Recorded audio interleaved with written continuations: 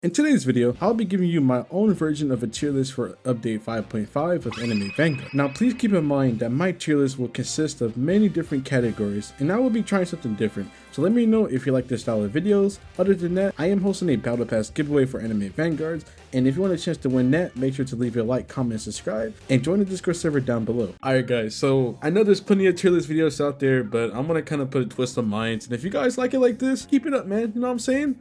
It doesn't hurt to try something new, you know, because I'm not really fond of tier lists, but it seems to do good. All right, when a lot of people post them. Sorry for stuttering though. But your Vanguards are basically, this might be kind of a stretch, but Vanguards are basically the pinnacle of a tower's capabilities, damage. What was I going with that? Basically, they're just in a whole different tier, right? And they're never going to fall off meta, which is really good. So if you happen to own one of these Vanguards, you know, good job on you. And the reason why I have the Vanguards in this particular order is because of their capabilities, right? Now, Gogeta is arguably the best Vanguard here when it comes to Monarch, but Sun Jin Woo's kit is just too good. So he can be really versatile with Deadeye or Monarch. It doesn't really matter. Even though Diavolo is a 2 placement unit, he has a good supporting ability. But with Monarch, it brings out his best capabilities. But I still believe that Gogeta, out of all 3 Vanguards, he's the best with Monarch, right? Since he's in 1 placement. You know what I'm saying? Does that sound cool to you?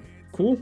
Now your DPS units, these are basically the duelists in your team, right? I'm trying to kind of use a Valorant analogy here. What am I doing here? But yeah, these are your heavy hitters basically. These are going to be the units that do the most damage, and once they're fully maxed out or dependent on, you know, the situation, those DPS units are going to outshine. For example, like yhwach, Dante, Virgil. Just using those 3 off the top of my head, I know their DPS output is just insane, right? All right, so here's the first 6 I have when it comes to DPS. Now, don't get mad at me. Let me explain, bro. The reason why yhwach is at number 1, basically to me, yhwach is he's like a false Vanguard.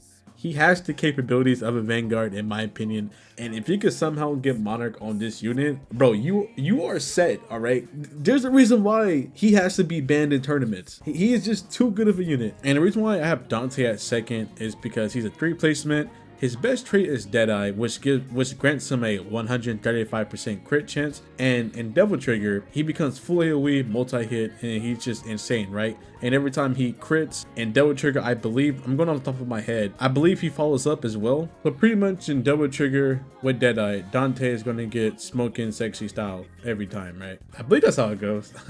I'm not sure. But then you have Goku. It was kind of hard, you know, between him and Smith John, because Smith John is actually really good too, but I feel like Goku just provides more DPS just a little bit, while Smith John is just a boss killer here, or Sid, you know, you want to call it. These 2 can be interchangeable. It's up to you, but I feel like Goku has the edge on him just a little bit. And then in 5th, I have Ramen Ren. She's a 4 placement unit. She's in a winter banner. I tell this to every new player, and even in my starter guide. She is one of the best units that you can get starting off the game. And plus, her being a 4 placement with her ability, her DPS output is just crazy. That's why I have her over Aizen. Even though Aizen aura is what makes him a good unit, it's kind of situational with Aizen, because you need Hollow number 99, and you need to put him in a particular place on the track to get the most value out of his aura. Plus, he has a high SPA compared to 4 Ramen Rans. That's why I have Aizen under Ramen Ren, but again, these 2 could be interchangeable. Doesn't really matter. All right, now from Virgil down, the reason why I have Aizen above Virgil, because Virgil, too many factors need to be played in order to make Virgil good. 1, he needs crowd control, like I believe it was like time stop or freeze. I gotta reread his passives, but I know there's 2 types of statuses that he needs in order to proc. 2, even though he summons a clone, it always summons at the end of his range. And 3, you need Toto in order to train that clone next to Virgil, right? For those 30 seconds to get the max DPS output. While counting those factors, that's why I have Virgil under Aizen. Even though he's still one hell of a unit, it's just too much needed for him to be great, you know? Then I have Boo. I feel like this is a good spot for Boo, pretty much, because there's just so much to this character that, you know, it could be on his own separate video. He just I don't know, man. Boo, I feel like he just belongs here. Then I have Ichigo, and the reason why I have Ichigo under Boo is because he's a universal unit, right? which means that he can be used for any team, any raid, plus one of his abilities that allows him to take away his stock to get that amount. I think it's like what, 500% damage. Again, I'm just going off the base on top of my head. I don't feel like reading every unit's passive, but with all those factors put it together, I feel like this is a very appropriate place for Ichigo to be put at. Now for Salter, she's immune to all status elements and debuffs, making her one of the best units to use in the Dragon Ball Z raids and levels. And she also reduces enemies speed by 20% with her slow. She procs Dark Excalibur every 5 hits, and I believe she needs Sakura to get a lower SPA. So just by herself, I feel like putting her under Ichigo is appropriate, right? Then for Gohan, I feel like just because of his first passive being able to be placed early makes him a really good starter unit and early DPS unit.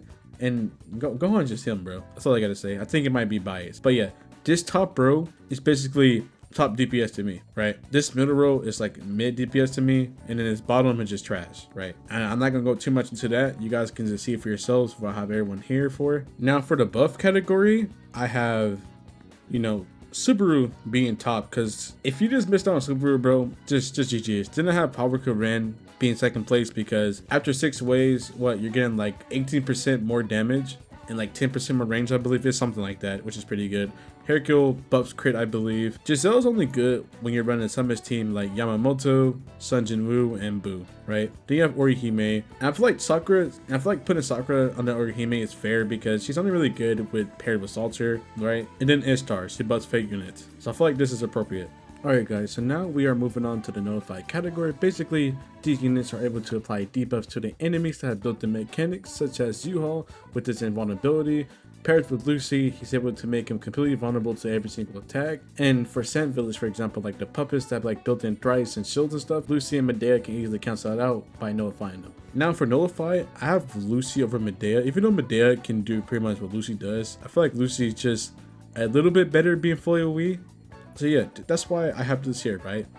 You know, you can agree to disagree. For the next category, we are going to be talking about bleed and rupture units because objectively, they both are the counter to regen units, which can become really annoying in harder stages. Now keep in mind that there's only 2 bleed units that can also apply the wounded debuff, which makes enemies take 20% more damage, which has been proven to be useful time and time again. And I know Vegito also applies rupture, but I won't be using him in the tier list because I was just too lazy to take a screenshot. Sorry Vegito, but if it makes you feel better, he would have been higher ranked than Lancer. Now for number 1, for the bleed, wound, and rupture category, I have Alucard at 1. Now, the reason why Alucard is at number 1 because he's a cheap full AoE, and with the recent buff changing his bleed from 2 seconds to 8 seconds, makes his bleed a little more viable, which makes him a really good unit overall.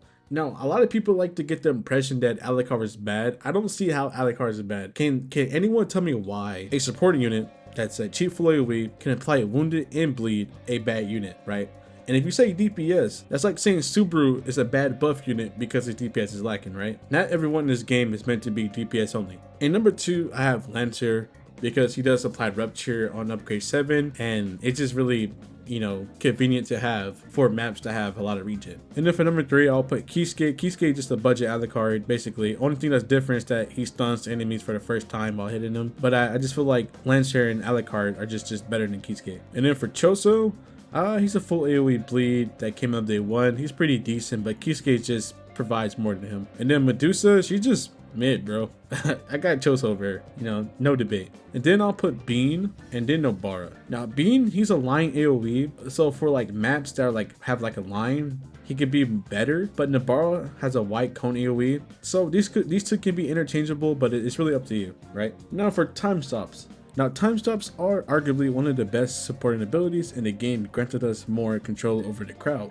Now, my ranking might be a bit crazy, but between Gojo, SDEF, and Diego, or Dio, if you didn't reach Still Bar Run, let me explain first before you comment anything. Alright, cool? Cool. And at number 1, I have Gojo being the best time stop. Now, a lot of people also, the same thing with Alucard, a lot of people like to think Gojo is a bad unit because his DPS is lacking. At one point in time, not only was Gojo the best supporting unit, but he also had the top DPS, right, for his time. But better units come out, which makes his DPS like child's play compared to others, but that doesn't deny his supporting ability, right? Gojo is a full AoE time stop unit that has a 60-second cooldown. You can't beat that, bro. I don't know. Not only that, not to mention he's immune to status elements as well. So overall, he is just one good supporting unit to have. Regardless of what anyone says, Gojo has the best time stop in the game. Follow along with SDEF and then Diego. I feel like between SDEF and Diego, SDEF time stop just provides more for your team, right? Now it's time to move on to the slow. Slow is basically counter fast enemies and also helps you gain crowd control. While units like Gogeta has a chance to slow and Salter also reduces enemy speed by 20%, I just feel like there's better units that can consistently give you a slow. And number one, I have Katakuri. Yeah, he just recently released, but already just off the showcases and just off me using him personally, he is the best slow unit in this game. Not to mention, he's fully UE. And then right under him, I'll have Kenpachi. Pretty sure no one's going to disagree with that. And then I will have Croc behind Kenpachi. Now you can make the argument and say that Croc is more consistent and better than Kenpachi, but man, really overall, it's just up to you. Then next we have our freeze units. Freeze units just basically freeze the enemies for us. That's pretty much all they do, right? And at number one, the unit with the best freeze has to be Emmy. I'm sorry, I never watched her anime, so I don't know her actual name. But what I do know is that she becomes a line AoE freeze, which is very convenient for levels that have a large line. And she can freeze all those enemies down there. You know, set her to last, she gains amazing value. And then right behind her, I'll have the Battle Pass unit, Julius. Julius, for a while, was the best freeze unit until she came out. And then at 3, I have Fubuki. Even though she reduces SPA, her freeze is still kind of mid, right? Now we're going to go ahead and cover our burn units. Basically, they apply burns to enemies, giving them more DPS, yada yada yada, right? And at number 1, we have Choi. By far is the best burn unit we have received within this game. Not only is he a 4th placement, but paired with Deadeye, and if you're able to train properly, bro, his nuke alone, it's just too crazy. You really can't beat that.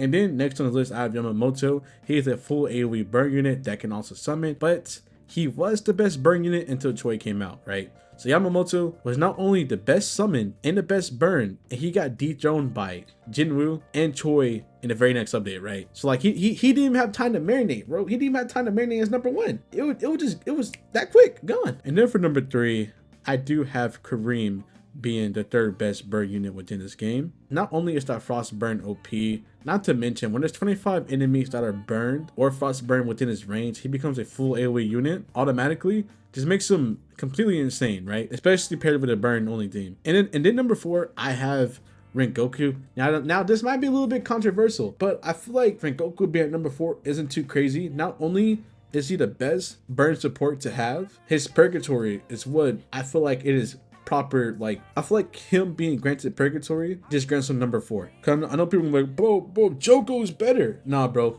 I feel like Rengoku is just a little bit better than Joko.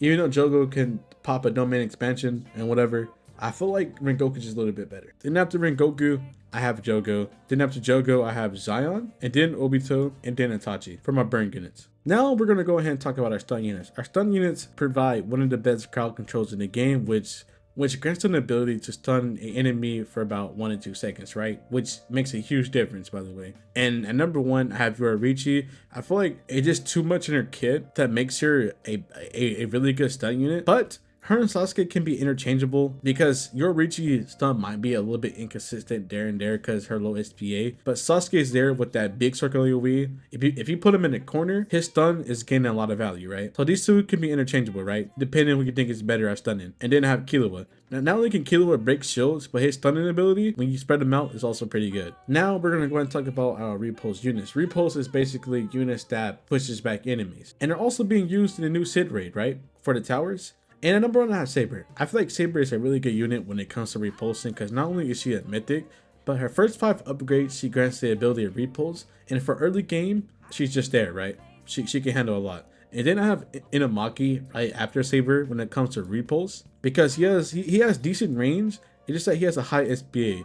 While Pain has small range, I just feel like Inamaki has better value out of his repulse than Pain, right? And then we just have the randoms here. I know Goku Black is good. I know he's good, man. But I know Sakura can also be situational, but it's alright. I forgot all about Ragna. If I were to place Ragna in DPS, I feel like he'll be right under Archer. And just a little bit above Gilgamesh. I feel like this is really good, right? A really good placement for him. I could put Gilgamesh higher than him because of his execution passive, but Ragnar might be a little bit better. And then I gotta have my GOAT 7. Yes, I'm biased. Yes. If you have a shiny 7, DM me, bro. When training comes out, I'm gonna be sure to get him. All right. So yeah, here's the full tier list. And I decided to do different categories for, you know, like CC and stuff. Just give you guys like a different type of tier list, if that makes sense. If you guys like it like this, I'll do these every single update. You know what I'm saying? Just let me know how you guys like this style. If you think it's too much, just let me know. I'll change it up. But other than that, guys, don't forget to make sure to leave a like, comment, subscribe. And yeah, peace.